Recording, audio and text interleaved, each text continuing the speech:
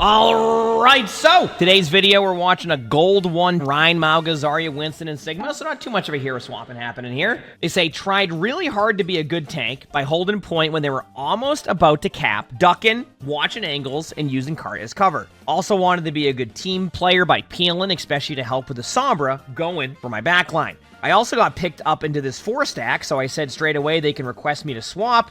I ended up swapping quite a bit. So wait, you joined a 4-stack, and they're the ones that told you to swap heroes? Oh, this is going to be a treat. I really love playing Overwatch, and although I'm not great, and it can be frustrating, I feel like this was a really close match, and in my opinion, such a great example of how Overwatch is a great game at my rank. I would love feedback to help improve, especially my decision-making and positioning. Love the content. The only reason why I say it's going to be a treat, I feel like anytime you hit the level of like, oh, I let my teammates tell me when we're going to swap, it's like a lot of the time, like those players won't even like play tank as much. So like when they ask you to swap, they're not even like looking at anything else but like what they're seeing from their vision. But like your vision of like a tank as a tank can be a bit different. So like they'll be like, yeah, swap this, swap that, do this, do this. It's just like basically the point I'm making is players definitely love to hear when people tell them what to do when it comes to swapping off. My favorite. I would try to clear those a little bit sooner at the beginning than the way that you're clearing them now. Only because in case you take some early poke damage you don't want to take. All right, here we go. Sigma's fine against this comp. Sigma's fine. Remember, I want you to remember something here. Use your shield to block them off at an angle when you go for plays like that. Because you're going to take a little bit extra poke damage that you shouldn't take. And that's how you end up at the HP that you're at. Right there. Also, your team should not tell you to switch off at any point right now. You should not swap off of Sigma. You're fine on Sigma. You're also on Mercy. Okay, it was Mercy. I was going to say Mercy Zen. But now you're on Mercy Moira. So, Zarya, this is a swap that's interesting. I mean, you're going Zarya against them, so I can see this. I'll give this one to you. You're basically just mirroring their Zarya. I'm fine with that. Okay, you made it there with 0.01 meters. Okay. Now remember, oh, nice job. Remember, time your bubbles here. Your bubbles can be important. All right. Not bad. Remember, it's 0.01 meters, so you're pretty much stuck on the cart. Oh, you could have bubbled your cast there. Oh, wait, the reason why bubbling your cast there can be super important is because, 1, your cast has already proven they're going to be out of position quite a bit. 2, they were discorded, so you're going to get rid of the discord timing. And 3, you'll still get the energy. So, like I said, just waste the bubbles. That's true. I mean, bubble usage has been fine. Like, you don't have to over-bubble. The Sombra just fell off the map. Wonderful. Love to see it. This is a long, just standstill at the point. This is my favorite team fights. This is what I love to see right here. Okay. Okay. So, this is something that you're doing wrong here, and I think you need to look at this. If there's Zarya, just leaves. Don't, like, try to go and run at the Zarya, especially when you have to hold cart. This kind of gives you the opportunity of, like, by the way, there's, like, a bunch of squishies right in front of you. This is where you shine. This is the moment where you go, okay, I'm going to go in here. I'm going to go make this play. This is going to go really well. So that's something I kind of want to see out of you is, like, you need to find ways to go and get a limbs. Don't just chase their Zarya, right? Yeah, the Zen was low. And you got so concentrated on looking elsewhere to peel that it's like you almost, when you play Zarya, you want to find a good balance of helping your team, but also being selfish in how you play Zarya. That's a moment where, like, you just go in and shred. Sorry, just a little, I just want to go on, like, a little side note. Like, don't go for Bob here. There's no point. Like, I want to give you an idea. What's going to be a better odds for you there? Run in and try to kill their backline who's all in front of you and nobody's looking to peel, or turn around and try to kill a ball. You see what I'm saying? All right, here we go. So what about booping Bob away? I mean, you can boop Bob away with right clicks, but I still feel like you're wasting your time at that point because you can use LOS on the other side of the cart to shred, right? It becomes one of those things where it's like you need to look at like how that team fight's going to go for you. You're not going to be able to kill a Bob in that amount of time. Even I've made that mistake sometimes of like trying to kill a Bob, and I realize that unless everybody on my team says we're shooting Bob, I ain't killing Bob. It ain't happening.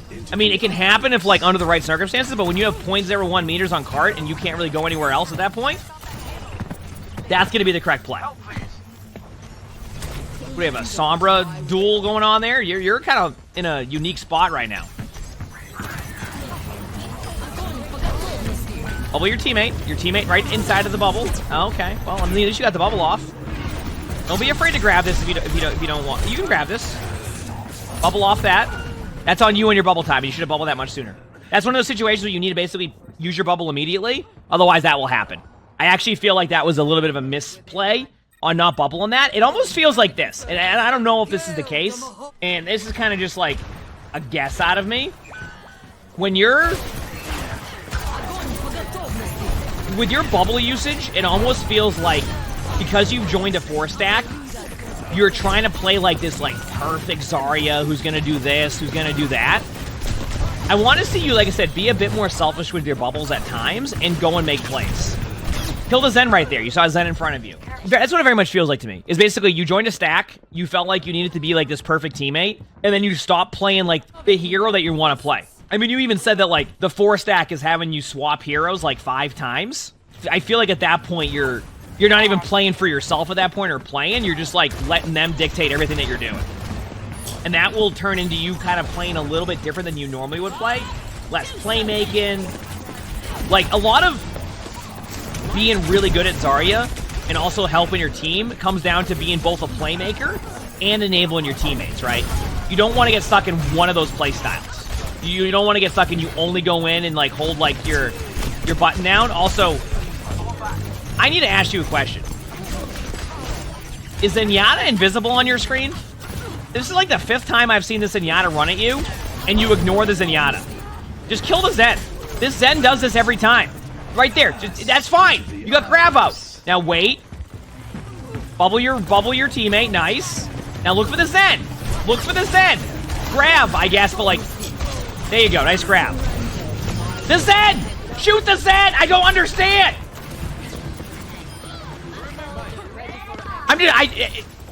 Okay, so... basically what I'm trying to get at here is there's a Zenyatta out of position all the time, and you keep leaving them at 1 HP. And that Zenyatta's getting like 10 times more value than they ever should. And you just saw it. Right there. Like, they could have easily killed the Zen, and then, like, they just refused. Like, I ain't killing the Zen. Alright, here we go. And that's why I just want to remind you again, once again, just because you're in a 4-stack does not mean you need to like do this really, really safe playstyle. I'm telling you right now, just go shred some people, and you'll be in a good spot.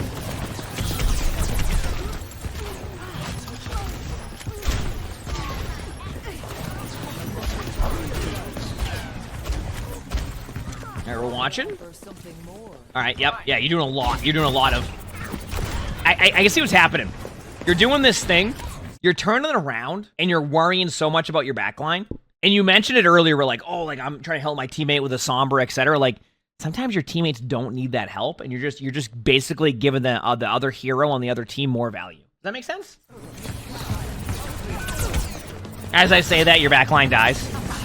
Nah, that's more along the lines of you're giving their team too much space. Like, that's just, you're giving their teammates too much space. I don't know if you can touch point. I mean, you can bubble your life lever. Good.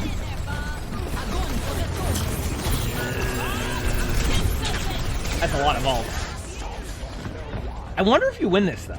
I only say that because you got 2 picks. Their Ashe is 1. Yeah, you win that, I think. Okay, never mind. Look at the HP of their team.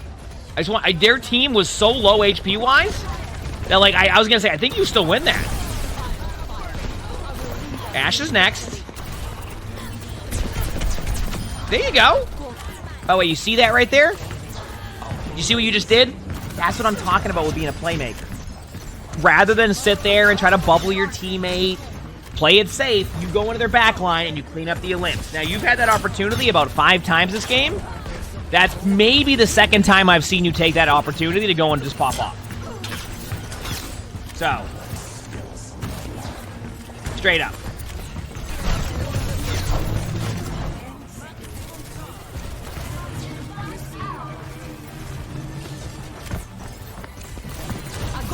Good grab. You know, okay, Reaper, that was certainly a timing on your ultimate. That was unique. Yeah, okay. First of all, in that situation, when you get a good flank like that, one thing I want you to try to do next time that you're making that flank is, like, shoot at the Zen to force out the ult early. But, like, second of all, after that whole fight happened, your Reaper went in, your first reaction was to run into the back line, look for a Sombra on your back line, and turn your back to the whole team.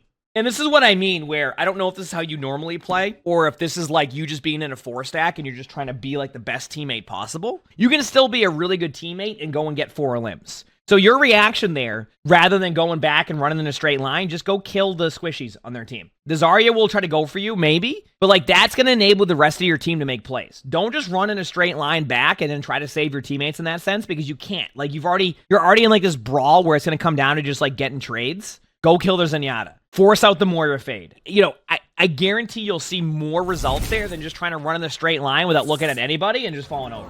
All right, now you're in Rein, which, by the way, Rein against Zarya can be good here. Also, why are they on Rein? What happened that both the tanks decided after a pretty good Zarya-like round, like, on both sides, you're both going Rein? Did y'all agree to this? Like, what is going on? What do they have? They have a Mei, though, so you're going to have less fun. And a Zen to go with them. Oh, never mind, you're good. I swear. That's Zenyatta. Just kill the Zenyatta. Kill the Zenyatta. Dude, okay. You see that, by the way? That Zenyatta's been doing that the whole damn game. That's why I've been saying kill the Zen. You see that Zenyatta? That Zenyatta just walked in front of a Rein in front of you. That Zen right there has been doing that the whole game.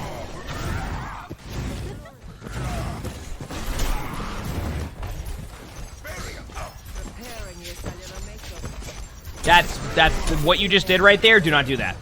You're wasting your shield, and I know you might get it in time, but you're gonna. It just ain't worth doing that. There's no point. Go for the shatter. Playmaker mode. Ready, set, big slam time. Big slam. That's what I'm talking about. I'm glad the Mauga was not shattered there. Remember, Zenyatta exists on the map. There's a Zenyatta to your right.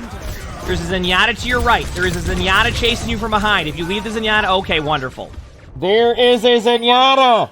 Holy crap. If I could play Zenyatta like that, I'd be the best Zen in the world. Not because I can hit my shots, because nobody's shooting at me. Eventually, I will hit a shot.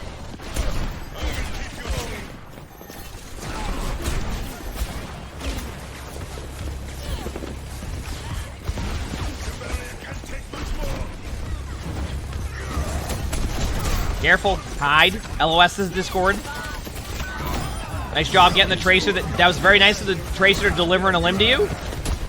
Okay, remember, the Zenyatta is out of position. Kill the Zenyatta. The Zenyatta. See the Zenyatta? There's a Zenyatta right there. You see him? See the Zenyatta? Okay, wonderful. That's your second time getting the Zen on accident. Are they invisible? I don't understand.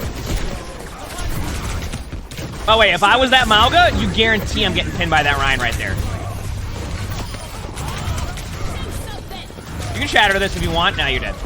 You said the Zen rarely dies there. Are they truly out of position? You bring up a good and valid point. Yes, they're out of position. Also, I love how you had, like, this ethical Rein duel and they just switched to Mauga. That's my favorite. The Mauga swap has become such a classic in tank gameplay now. Big slam! I would have done the same thing. I would have soul shattered them about 3 fights ago, just for going Mauga. So credit to you for holding the L for that long. Pops, thanks for the 8 months of the tier 1. Thank you, appreciate it. Sully was adorable. Thank you for sharing that. Oh, you know what? Sully with his bow tie on? He's a good boy, isn't he? Huge. Drop shield. Drop shield. You're shielding nothing. Drop shield. Drop shield. Why are you shielding? Okay, wonderful. You gotta be careful there. That shield, like, you could already be at full shield right now, going in with all those momentum. Instead, you put yourself at 200 shield. You gotta drop your shield there. You need to find shield management at the right spots. There's a Zenyatta next to you. Blowing over the Zen. Oh, and then you... Why?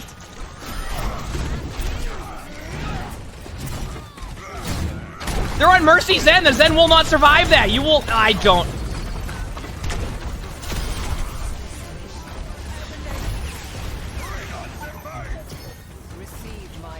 So, first of all, great attack there. Here's what I'm seeing out of you. I think you have the right idea on some things. I really think it comes down to this. You are in a 4-stack, and you're trying to play as safe as possible. I'm telling you right now, you will start to see more benefit if you start going for more plays and recognizing when you can make a play. There's something that I've mentioned before, and you've probably seen it in sports, etc. Sometimes you need to play to win and not play not to lose. And what that means is that when you play not to lose, you play such a safe play style that you're not playing to win. And I know that sounds like kind of a weird way to like explain it, but like what you're doing is you're playing way too safe. And don't get me wrong, you had a great attack there. So we will commend you on the great attack. That was a wonderful attack. But I'm seeing so much more opportunity where that could have been a 5.5 minute timer instead. So I hope that's making sense to you, is what I'm saying. And we get some Winston now, so we'll see. I don't mind Winston here. I think Winston's just like a solid tank in general. Now remember the strength of your hero. Also, try to jump up to the high ground when you're not underneath like a roof. All right?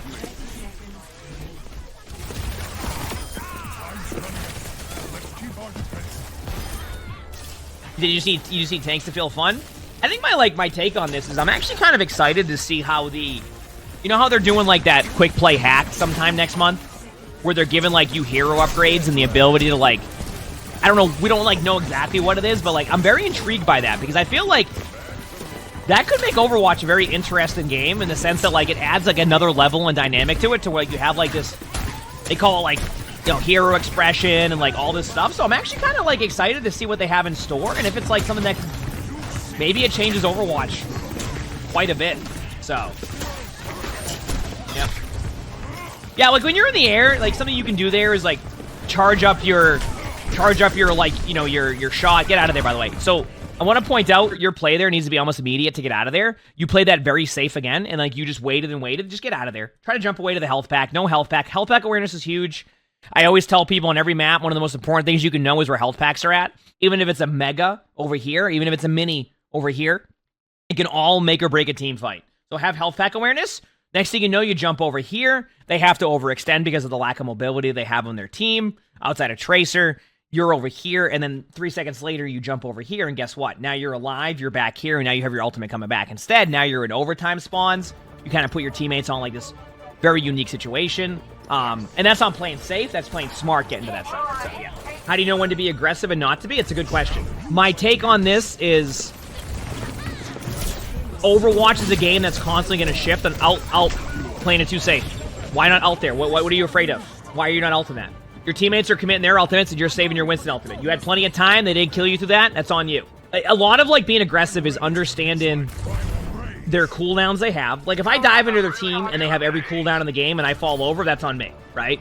If I see them use their hinder, I see a Moira use fade, and I have my ultimate, I can go in and be aggressive. But I think like the number one thing is, as a tank player, in order to figure out when to be aggressive and when not to be passive, etc., you just need to try to make plays, and then you learn off of those plays, right? If you never try to make a play and you never do anything when you're playing tank, you're not going to know the limitations of your tank. And this goes for just about anything. It comes with experience and like learning like what is the best route to go, but the only way to do that is to actually do it. Because otherwise, if you don't, you'll never know when is a good play or a bad play to make it. So I know that doesn't quite answer your question, because there's no cut and dry way of like, oh, always play aggressive here. Also, great use of ultimate there. Great use of booping them in. That right there, by the way, that you just did, was a play-making play that you could have made even sooner on the bridge. Point I'm trying to make is that like being aggressive and learning from that is how you'll learn how to be a tank player who can be both a hero that can peel and a hero that can also be aggressive. And that's how you learn that balance. I mean, D.Va's a great hero to learn that, because D.Va, you have to learn how to be both aggressive and help your team. That's why, like, I think sometimes you look at, like, the skill ceiling of D.Va can be really high. The floor can be pretty good for players, but, like, the ceiling that you can do to become that really well-balanced tank player, D.Va's a good hero for learning that. Oh, come on! Did I just see what I think I saw? Mauga? You know what? This is okay, though. Because they went Mauga first, my rule of thumb is I'm not going to start Mauga, but if they go Mauga, I will be the one that will at least give the opportunity to mirror the Mauga, if there is one, right? Because at that point, it's like, that other tank already ruined that part of it, so... It's not a mirror, though, so I'm okay with that. That's you with Moira? Yeah, you know, that's how I am with Mauga. I don't start Mauga, but if the other tank goes Mauga, I almost feel like I have to mirror Mauga, because otherwise I'll feel bad for my team. Because I feel like Mauga is such a good hero that, like, the amount of... how do I explain this? The amount of good positioning and, like, teamwork and things I need to do, don't run to the Bastion in turret form. Okay, I'm going to pause right now. I know we're talking about how good Mauga is, but no matter how good a tank is, if you run in a straight line in the Bastion who's in turret form, you're not going to have a good time. It's pretty simple. This is the Mauga rotation and what makes Mauga frustrating for players. Are you ready? And I think some players don't even understand this yet with Cardiac Overdrive. Cardiac Overdrive is an AoE damage reduction with a lifesteal. That's what makes Mauga so good. So it really comes down to this when you're playing Mauga. Look at the cooldowns of the other team. If they've used a good amount and you have good positioning, just Cardiac Overdrive. They cannot kill you. They will not kill you. Unless they purple you and like they target focus you. If you don't have it up, just sit there. Unless you have numbers. And then if you have numbers, you can charge in, you can slam them, etc. That's it. That's all you gotta do. That's why people hate playing against Mauga a lot of the time, is because it's literally you're just hitting Cardiac Overdrive. That's it. And then you just rotate that, and then your team becomes unkillable. Side note, by the way, because I've been talking about tanks, and I'm going to be doing a Season 11 video soon. I actually think with the changes to Sojourn and Cassidy, at least at the top 500 side of things, tank feels a little bit better now. Straight up. And I'll give credit where credit's due. I think the Sojourn change definitely helped alleviate some of the pressure on tanks. Because that burst damage alone was a frustrating thing to play against, and because the Sojourn... Also, I do like this swap to Rein here. People are going to be like, oh, they have a Bastion. Problem is that Bastion's really good against Zarya, and Rein is really good against Zarya. So, like, what you're doing is you're trading off your ability to go and make aggressive plays as Rein, but you're taking away the value of the Zarya. All you need to do is hold your shield, though, half the time. This is where you're not going to be a playmaker until you see cooldowns used. So if you see the Zarya use 2 bubbles, if you see the Bastion use turret form, that's your timing, right? And you said Mauga is still an outlier, though? Yes. I would say that Mauga right now is the one tank that will give you a bit of a tough experience as a tank player, because like you're almost forced into that. But if they can find by mid-season patch, heck, even when an early 2-week patch, maybe like a slight adjustment, maybe like a cooldown timer on like Cardiac Overdrive by an extra second or 2, next thing you know, you have a lot more tank variety. So, once again, I will get... keep in mind, by the way, I can pause for a second and talk about the Sojourn change here.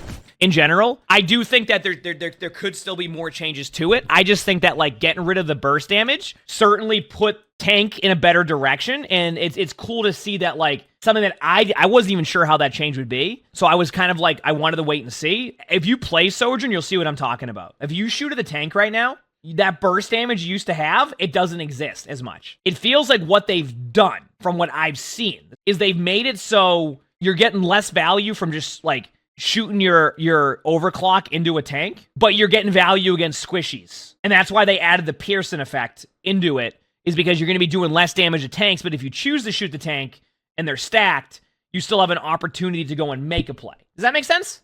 I hope that's helpful on what I'm saying. The Sojourn change, so far, has been a good change for tanks. Anyway, let me continue on. Okay, that's 1 bubble used. I'm gonna track on what I'm seeing here. 1 bubble used in turret form. Both bubble used, shatter the Zarya if you need to. Big slam. Excellent. Put your shield up for 2 seconds. I know you want to follow up. Just to make sure nobody dies there. Be aggressive on the Mercy. Remember, a Bastion did just get res, so I want you to be able to... Okay, you got lost, but that's okay. We've all been there. Okay, yeah, so in that situation, you did everything right up until you just got lost. Mercy, please go for the Mercy. Oh, no. Oh, no. Oh, boy. Oh, this was a treat. That was It's okay to settle down in this situation. That's it. Just settle down for a second. Find the target you want to get on, and you're going to be good to go. That's it. You don't need to go in there. You don't need to get lost. You don't need to go in circles. All you needed to do was concentrate on what's in front of you, and everything was going to be fine. This just goes back to what I was saying. Just, you know, I feel like you're trying to do a bit too much. I want you to simplify it a little bit. You see a Mercy in front of you, guess what? You're going to kill that Mercy in front of you. You see a Zarya that used all their bubbles and kind of out of position, you're going to kill that Zarya.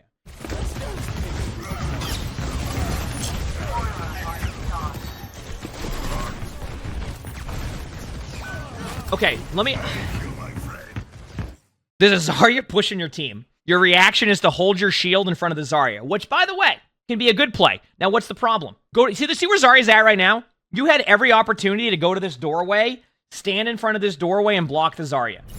Your reaction was to go here and shield, let them kill your backline, and then that's that. You see what I'm saying?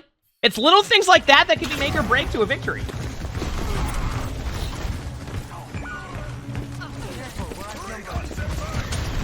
Remember the Zarya we talked about. Now go for the body block. And honestly, just let them win the team fight. Just let them win the team fight. Don't even stagger yourself here. I think they're going to kill you in time. Maybe I'm wrong. You can charge out, actually. No, I was right. Okay. All right, as long as you don't use your Life Weaver tree here. Okay, Life Weaver tree was using spawn here. This is wonderful. Chad, if you're the Life Weaver in that situation, don't use your tree. Look at the time. Remember, your ultimates can make or break a team fight. Don't do that.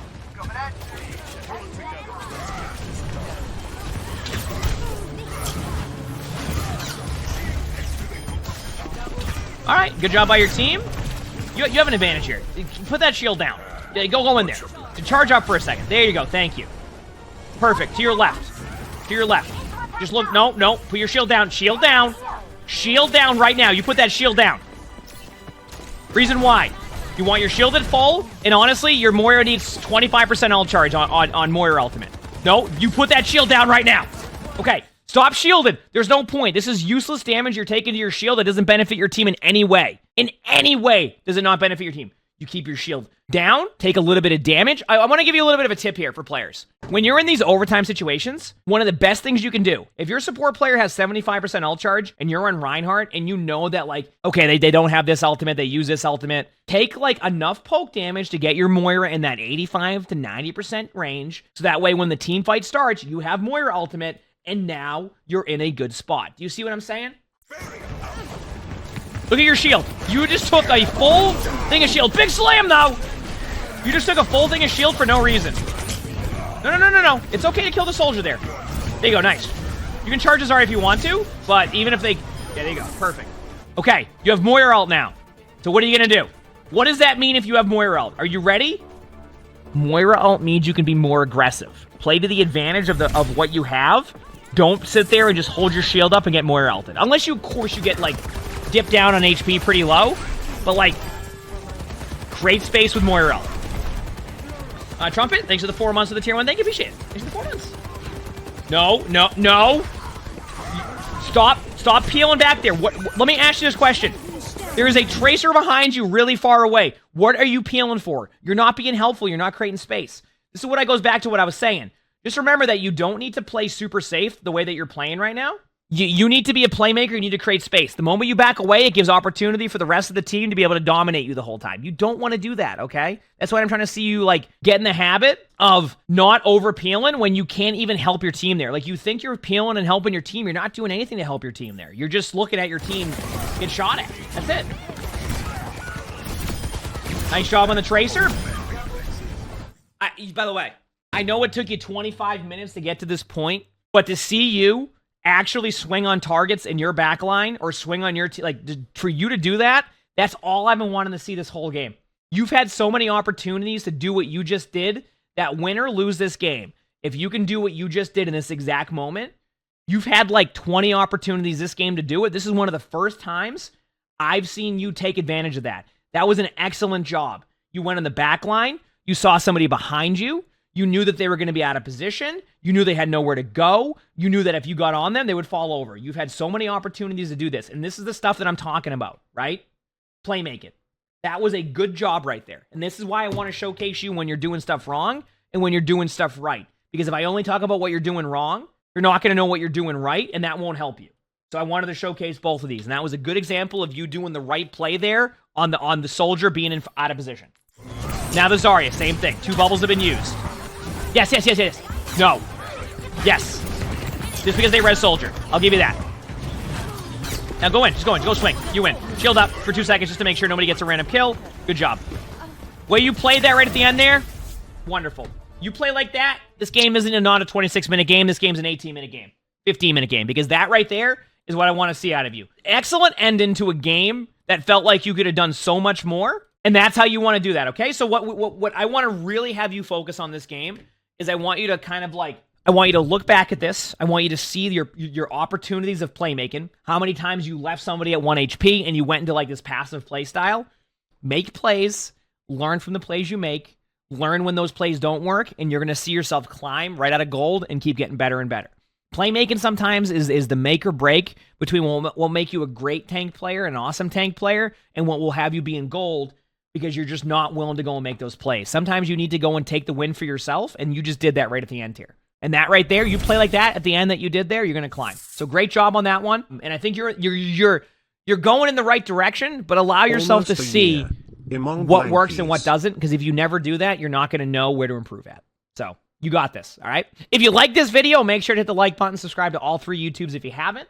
Leave a comment, all of that helps, the algorithm, etc. If you want to submit your own spectating, look in the description below. That's where my Discord is. Join my Discord right there if you haven't. We also record these live on stream. You can see the Twitch chat right below the webcam, so stop by if you haven't. And with that being said, I hope you all have an amazing day/night.